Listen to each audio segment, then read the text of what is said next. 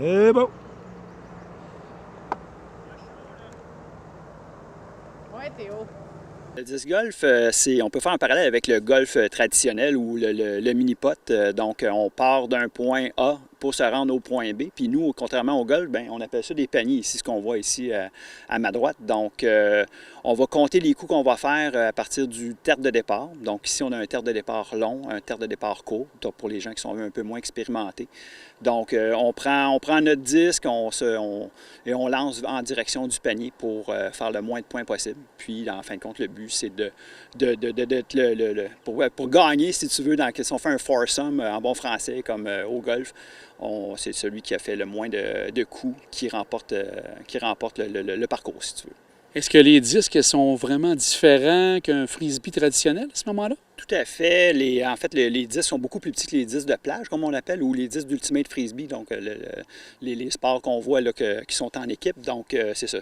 Puis, à ce moment-là, un peu comme au golf, où on va avoir un driver, on va avoir un sand wedge quand tu es dans le pétrin, puis là, les putters aussi. Donc, c'est un peu la même chose avec les disques golf. Donc, les disques golf ont un profilage très pointu, si tu veux, pour le driver, et ça diminue plus tu t'approches du panier, puis ton putter ressemble étrangement à un disque de frisbee traditionnel, mais toujours en gardant la circonférence beaucoup plus petite, là. OK, je croyais qu'on gardait le même disque pour toute la durée, mais il y a différents disques selon ce qu'on est rendu dans le parcours. Oui, oui. Puis sur les disques, il y a des chiffres. Là, il faut faire des petites recherches pour comprendre comment ça fonctionne, mais les expérimentés tiennent vraiment compte de ça. Puis c'est marqué, comme là, ici, c'est un driver. Donc ça, c'est le premier qu'on utilise pour se rapprocher du panier. Puis c'est sûr que quelqu'un qui commence, qui veut s'initier au disc golf, n'est pas obligé de s'empêtrer avec des disques différents. Il peut aller avec un disque normal, se familiariser avec le principe du parcours, puis il peut avoir vraiment, vraiment du plaisir, même s'il ne s'en va pas dans le technique, là. Et vous n'êtes pas seul, vous êtes tous les deux, mais il y a une autre personne qui est avec vous pour ce projet. Oui, il y a Simon Letourneau qui est avec nous. C'est un ami de longue date, puis qui a un peu initié le projet aussi. On en parlait, mais il a initié le projet parce que lui, c'est un meilleur joueur, un grand joueur un grand joueur. C'est un joueur plus fréquemment que nous autres. Mais quoique maintenant, avec le parcours qu'on a ici, on vient fréquemment. Là, donc, parce que dans la région, il n'y a pas beaucoup de disc golf, contrairement à la région de Montréal où ça commence à pleuvoir un peu plus, là. Est-ce qu'il y a des habiletés particulières? Bien, ça prend quand même une certaine forme physique, mais c'est pas d'un grand sportif. Donc, ça peut être de tous âges. On y va à notre rythme. Donc, moi, je fais un échauffement avant de lancer parce qu'on peut avoir des élongations dans les bras. Donc, mais bon, si on y va tranquille, on peut jouer jusqu'à 77 ans ou encore plus, là. Oui, puis nous, nos enfants, ils ont joué à 5 ans, puis ça va bien, là. C'est juste qu'ici, à la Bioferme des Caps, le parcours est installé dans des champs, dans la forêt, donc il faut être au moins capable de se promener dans le bois pour que ça soit agréable. Et ça, c'est une partie que vous utilisiez moins, à peu près pas exploitée, que vous utilisez des champs à l'extérieur des parties cultivables. Oui, c'est ça. C'est que moi, à la Bioferme des Caps, on suit les principes de permaculture. Donc, tout doit être optimisé puis que ça enrichisse tout un chacun, si on veut. C'est grossier, le résumé. Donc, ici, on avait des champs, on avait des sections de forêt qui étaient pas, on n'avait pas le temps de s'en occuper, puis on les cultivait pas non plus. Donc, on était en train de les perdre. Donc là, en faisant ça, bien, on permettait d'implanter une activité ludique. Puis, bien, là, c'est nous, ceux qui gérons le disc golf, qui entretenons les champs. Donc, ça rend service à la ferme. Donc, tout le monde sort gagnant.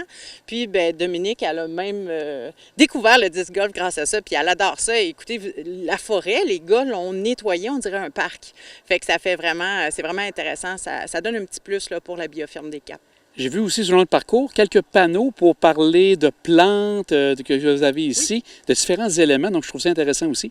Oui, bien, c'est sûr que nous, on est une terre agricole et notre but, c'est de faire de l'agrotourisme. Donc, il ne fallait pas perdre de vue les activités que la ferme faisait. Donc, le joueur de disc golf va s'amuser à faire son disc golf, mais pendant qu'il attend que les autres lancent, bien, il peut en apprendre sur les plantes qu'on utilise pour les kombucha. Nous, le thème qu'on a pris pour ce parcours-là, c'était toutes les plantes et on présente les kombucha Corzen. C'est un peu pour ça qu'il s'appelle le parcours de disc golf Corzen, parce que la marque de commerce de la Bioferme des Caps, c'est Corzen. Et Michael, au niveau du parcours, est-ce qu'il est quand même difficile pour des gens qui sont habitués? Est-ce qu'ils vont avoir du plaisir également?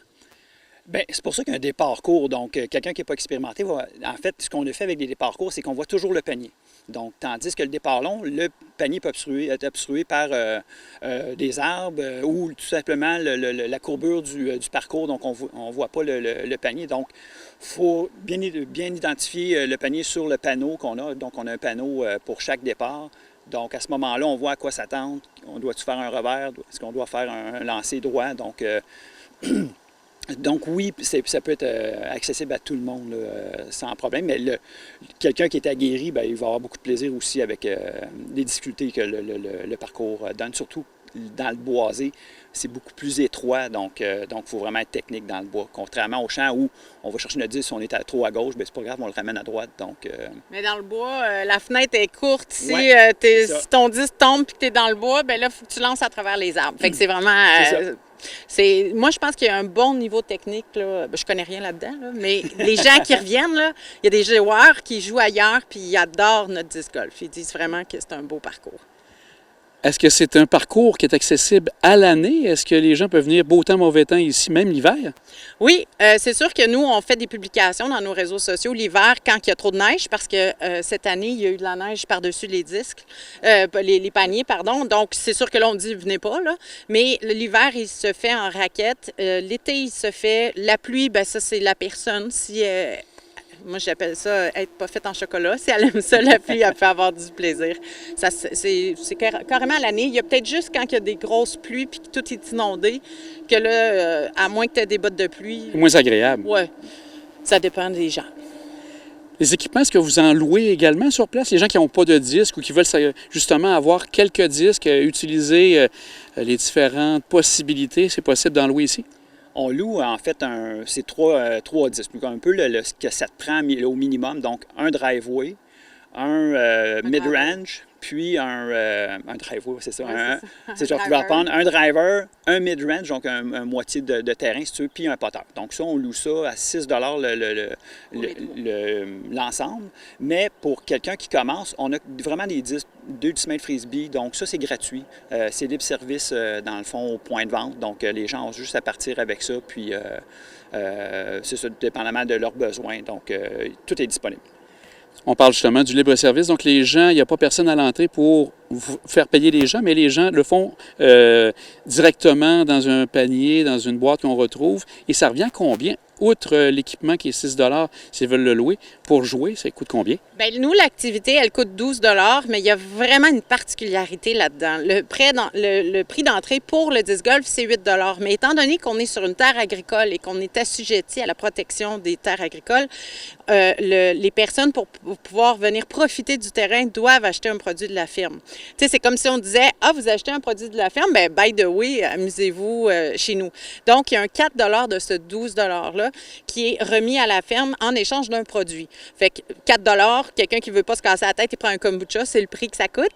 Mais sinon, il y a un 4 de rabais sur l'achat d'un autre produit qui est disponible au point de vente. Fait que c'est vraiment la raison pourquoi ce prix-là est de 12, parce qu'à d'autres places, c'est peut-être moindre. Mais chez nous, c'est quand même privé, puis on met beaucoup d'énergie, donc on trouve vraiment que c'est un bon prix là, pour l'activité. Surtout que vous pouvez faire le parcours long en premier, qui prend quasiment 1 heure et demie. Puis vous pouvez refaire le parcours court. Fait que, tu sais, il y a des heures de plaisir, là.